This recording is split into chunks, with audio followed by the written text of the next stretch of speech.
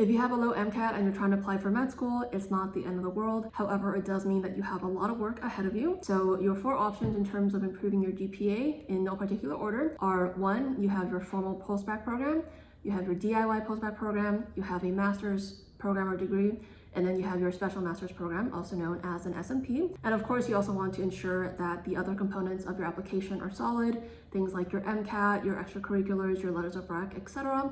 However, this video will only be focusing on the GPA components. Before we dive into those options, the first step that you're going to want to take is to determine what got you a low GPA in the first place. You're going to want to find areas of improvement and take action to improve those areas, because you can apply to all the post-bacc programs available, but if you have the same study practices and habits that you had that got you the low GPA, you're not going to be improving your GPA regardless of which program you partake in. And if you are enrolling in a post-bacc program to improve your GPA, you're going to want to get a 4.0 in that program, or at least as close to 4.0 as possible. At the very least, you're going to want to get a 3.5 or above if you plan to apply to DO programs, and a 3.7 or above if you plan to apply to MD programs. But again, 4.0 or as high of a GPA as possible in that program will benefit your chances of getting accepted into med school. Doing well in your post-bacc program not only helps you mathematically in terms of improving your GPA, but it also shows med schools that you're capable of doing well in courses and that you can handle the rigor of med school classes once you do get accepted. So ask yourself, why did I get a low GPA? Was it because of external circumstances, like having to take care of a sick family member? Was it due to lack of motivation? Was it due to poor study habits? Was it due to struggling with procrastination? Determine what factors cause you to get a low GPA, and then come up with a game plan so that you can tackle these factors and ensure that they won't be an issue during your post-bacc program. Otherwise, any money that you're going to put into post-bacc programs will essentially be flushed down the drain unless you first tackle these issues. To guarantee that you're on the path towards improvement and that these factors are no longer going to be an issue, I do recommend that you take a course or 2 at a community college or at a university before putting all your money into a post-bacc program, to ensure that, those factors that were limiting you before won't be an issue now, and that you are capable of doing well academically. So I'm going to start off with an overview of your options. The main goal of any of these programs is not only to raise your GPA, but to show that you've improved and are now able to handle the rigor of the med school curriculum. That being said, the goal of these programs is not to provide you with a competitive GPA, meaning a 3.5 or above. This is because if you've graduated from college, chances are you've taken a lot of classes, and 1 year of A's is not going to make a huge dent in your GPA in terms of raising your score. So the main goal of these programs wouldn't be to try to get a 3.8 if you started with the 3.1, because you would have to take years and years of classes in order to raise your GPA that much, and then at that time it wouldn't be worth it. For example, my undergrad science GPA was actually a 3.6 when I applied after I had already finished a DIY post-bacc program and got a 4.0. A 3.16 is not a competitive GPA whatsoever, but it is the GPA that I applied with and got accepted with, because I understood that the goal wasn't to apply with a high GPA, it was to apply after showing that I improved my GPA despite past obstacles. Furthermore, it's of course great if you were able to excel throughout all 4 years in college. However, if there are fluctuations in your GPA, a positive trend or an upward trend in your GPA is always going to look better than a downward trend, such as when you started off with all A's and then started gradually getting B's and C's. Medical schools understand that the person you're applying as today is not the same person that you were as a freshman in college. So if you're able to show that you've done well in your most recent courses and you've showed improvement over the years, then your chances of admission will be higher. All right, so moving on to the actual options themselves.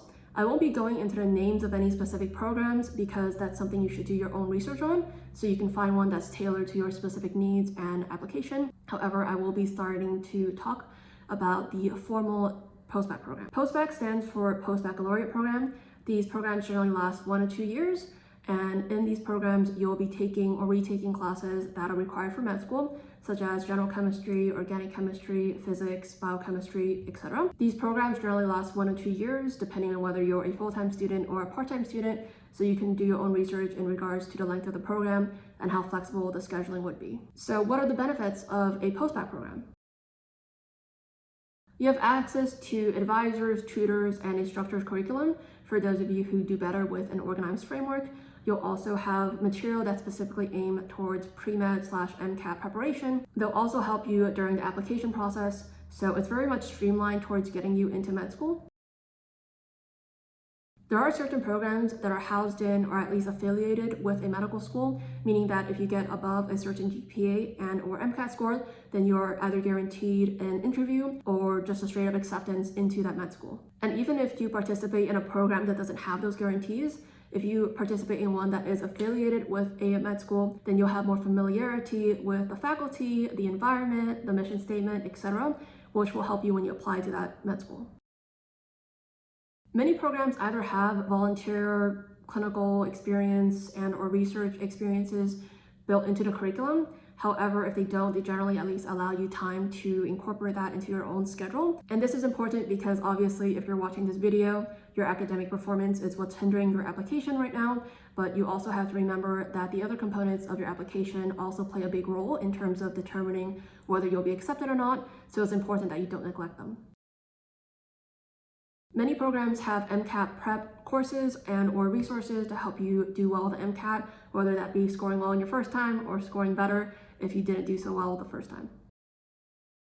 Post-bacc programs are essentially accelerated versions of the pre-med prerequisites. So for those of you who are career changers, meaning that you didn't take the necessary pre-med courses such as biochem or OChem, etc. in undergrad, then these programs are perfect for you because not only will they allow you to get those pre-med prereqs under your belt, but they'll also provide you with various resources towards applying for med school. Since post-bacc programs are just undergrad courses, they will count towards your undergrad GPA as opposed to your graduate GPA, meaning that they will help you raise your undergrad GPA if you do well. You're in a program where you're with other students who are in the same boat as you, meaning that you're likely to find support and camaraderie among your peers. Having a supportive social circle is important regardless of whatever goal you want to pursue, but it's especially helpful when you're a pre-med student facing times of stress and uncertainty. You need letters of recommendation when applying to medical school. One of those comes in the form of a committee letter, which is a letter written by a pre-health advisor or committee. These are often sent alongside letters of rec that are written by individual professors.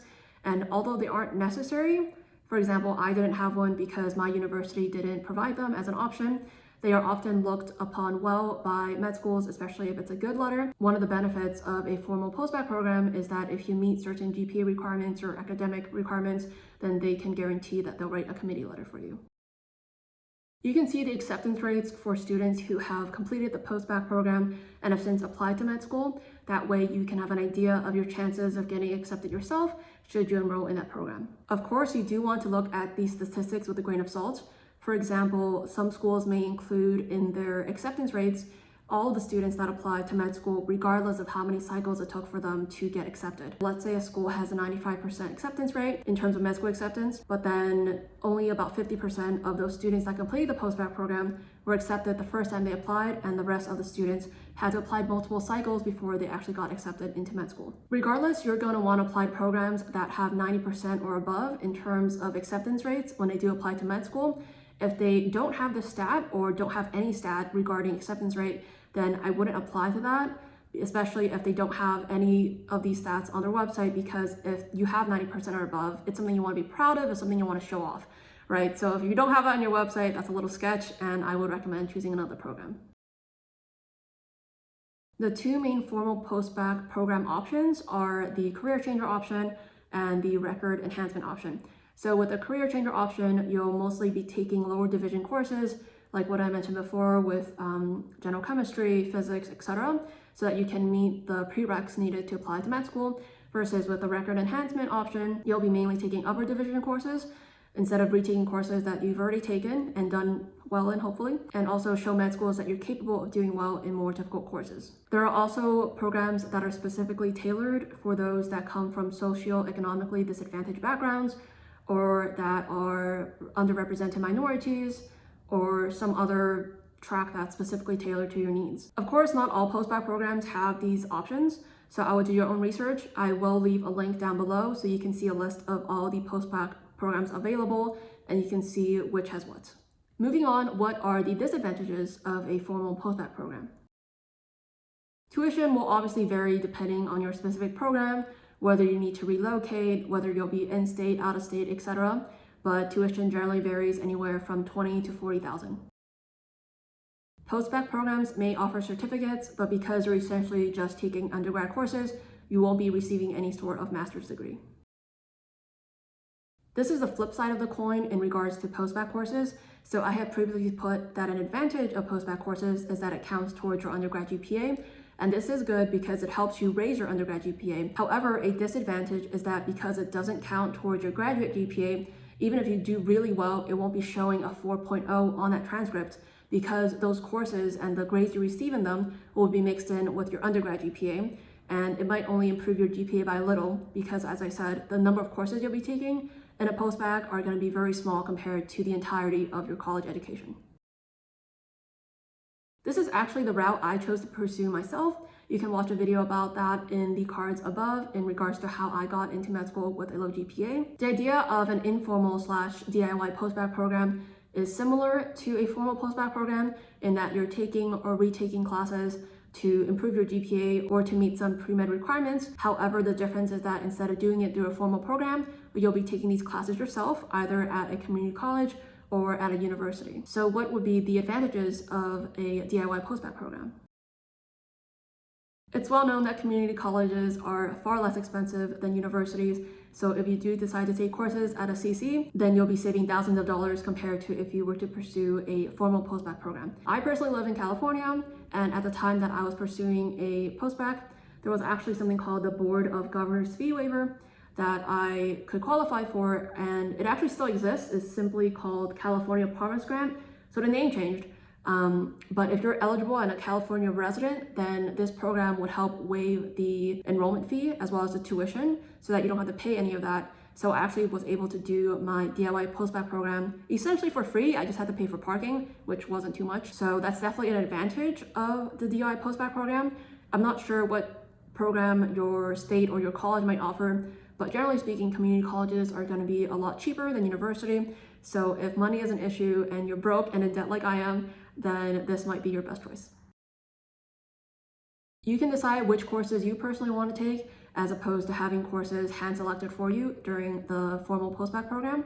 For example, my university did not offer anatomy, so that's something I took at a nearby community college. Additionally, you can kind of work around your own schedule and take as many or as few classes as you would like, as opposed to sticking to a 1 or 2 year schedule that's already laid out for you with the formal post-bacc program.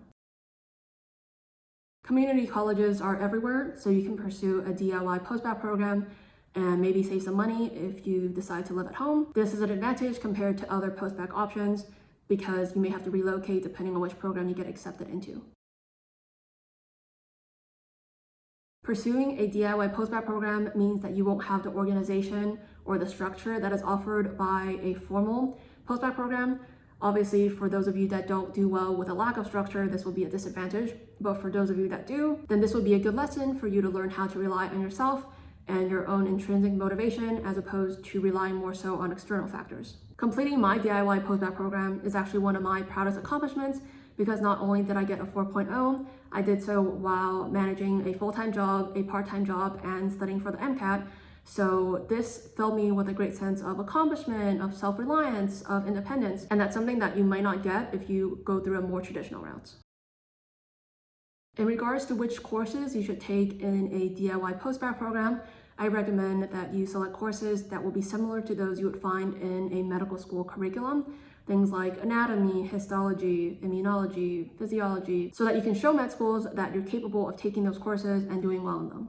In regards to choosing to pursue a DIY post-bacc program at a community college or a university classes tend to be more rigorous, so doing well in those tend to be looked more favorably upon than doing well at community college ones. However, it's going to look a lot better if you do well in community college courses than if you barely scrape by at university ones. So only choose university courses if you're certain that you'll do well and money isn't an issue. But regardless of whether you choose to pursue a DIY post-bacc at a community college or at a university, doing well on those post-bacc courses is going to look good towards your application. So the main advantage of a DIY post-bacc program is the money you'll be saving. However, the main disadvantages are that it doesn't offer any of the perks that a formal post-bacc program would, like networking, resources, etc. So you're completely on your own. Another disadvantage is that some med schools won't accept courses or prereqs that are taken at community college. So before pursuing any sort of post-bacc program, I would recommend you do some research into specific med schools that you want to apply to and look into the requirements and what they will and will not accept. In conclusion, the DIY post-bacc program is mainly recommended for those who do well on their own and have good study habits and perhaps don't have the financial means to do a formal post-bacc program. Some of these might be fairly similar to a formal post-bacc program, depending on the field or subject that you choose to pursue your master's in. The main advantage is that you'll have another degree under your belt should you decide not to pursue medicine. Whereas post-bacc programs are essentially geared towards medical school and are essentially useless if you either don't get accepted or decide you don't want to pursue medicine in the first place, having a master's degree can open up other opportunities for careers and such. Another advantage is that you have now broadened your skill set if you pursue a master's that's not related to medicine. So now you have a greater repertoire of skills and assets that you can bring to a company when you apply. The main disadvantage is that the courses may not necessarily be geared towards medical school. So if you're 100% positive you want to pursue medicine, then I wouldn't necessarily recommend a master's program, because a formal or even DIY post-bacc program or SMP will improve your chances of getting accepted and strengthen your medical school application more because it's more tailored towards getting into med school. If, however, you are able to find a medically geared or medically related master's program, then you get that degree and you also help strengthen your med school application. So that's another great option. Lastly, we have the SMP, also known as Special Masters Program. These programs generally last a year and are very high risk, high reward. In this program, you'll be taking actual medical school classes, often alongside medical students themselves. So what are the advantages of an SMP? Just like some formal post-bacc programs, some SMPs are affiliated with med schools that either guarantee you an interview or an acceptance if you meet certain academic requirements. Even if there's no guaranteed admission, if you do well in an SMP, your chances of getting accepted into med school is much higher because you've already shown that you're capable of doing well in actual medical school courses. The other advantages are similar to those that are offered by the formal post-bacc programs, such as MCAT prep material, resources and structured curriculum, volunteer, clinical opportunities, etc. You'll also have direct access to med school faculty because you'll be taking med school courses, so you'll already be a familiar face for the admissions committee when you do apply. However, the disadvantages of an SMP are very high if you don't do well. So as I said, very high risk, high reward. The number one disadvantage of an SMP is that you're essentially sealing your fate of never getting accepted into med school if you don't do well in the program. Of course, this doesn't mean that there's zero chance of you getting accepted, but the chances are very, very low. This is because you're taking actual medical school courses as opposed to undergrad courses that you would take through a post-bacc program. And this is essentially saying that, hey, I've taken med school courses and I've shown that I can't do well. And it's a direct prediction that you also will not do well if you get accepted into med school. So chances are they're not going to accept you. You must be able to get a 3.7 or above in an SMP, if not a 4.0. Due to the chances of not getting accepted into any medical school if you don't do well in an SMP, there's a lot more pressure associated with SMP programs as opposed to post-bacc programs. This pressure will also compound because not only are you competing against other SMP students, but you're also competing against actual medical school students. And medical school students are students that the medical school has determined will meet the academic rigor that these courses have. So your competition is a lot more fierce and therefore the pressure is a lot higher. Although it's true that excelling in an SMP will greatly improve your chances of getting accepted into medical school, there is no guarantee that you actually will be accepted. There are thousands of med school applicants that have done well throughout university, so many med schools will prefer those applicants because they have shown they can consistently perform well. Since it is a master's program, SMP courses will count towards your graduate GPA as opposed to your undergrad GPA like post-bacc programs. So this means that you would not be improving your undergrad GPA with an SMP. However, you will be starting off with a clean slate with a graduate GPA. This is advantageous for those applicants that have a ton of credits under their belt and for which it would take years and years of good grades in order to improve your GPA by even a little bit.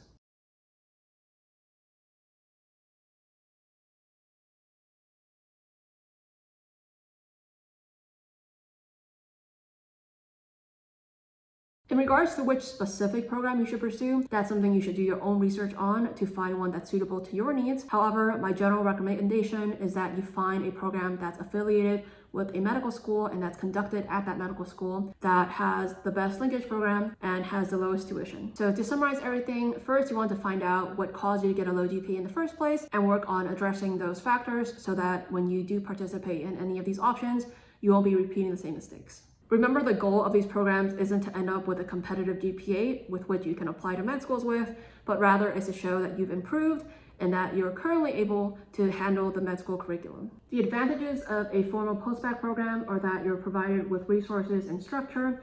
Some offer linkage programs with guaranteed interviews and acceptances if you meet certain requirements. They may have built-in extracurriculars, offer MCAT prep resources, allow you to boost your undergrad GPA, provide you with a social circle and maybe a committee letter. Some programs are tailored towards specific populations, and they help career changers fulfill pre-med prerequisites. The disadvantages are the cost, the lack of degree, and that it doesn't affect your graduate GPA. The advantages of a DIY post-bacc program are the cost, flexibility, no need to relocate, and lessons on self-motivation and diligence. The disadvantages are that it doesn't offer many of the resources and structure that a formal post-bacc program will, and that some schools don't accept community college courses. The main advantage of a master's program is that you'll have another degree should medicine not work out for you. The main disadvantage is that it's not geared towards med school admissions, so it may not be as helpful towards applying as opposed to a formal or DIY post-bacc or an SMP. The advantages of SMPs are linkage programs. Success in an SMP largely improves chances of admission, and resources are similar to those offered by a formal post-bacc program, such as pre-med resources and organization, networking, NCAT prep resources, research or clinical opportunities, etc. The disadvantages are mainly that if you don't do well, you'll essentially eliminate your chances of getting into med school. All right, that's it for this video. Please do not ask me any questions regarding any specific programs because I don't know any. But if you have any questions or comments regarding the rest of the video, feel free to leave them down below. Thanks for watching, and I hope you found this helpful. I'll see you another Sunday. Until then, I surely hope that you'll take care of your health.